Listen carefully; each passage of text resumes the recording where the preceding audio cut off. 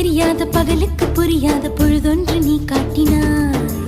இதயத்தில் நீ இருப்பதனால் நான் தூங்கும் நேரத்தில் என்னுள்ளே தூங்காமல் நெஞ்சுக்குள் வாயாடினாய்.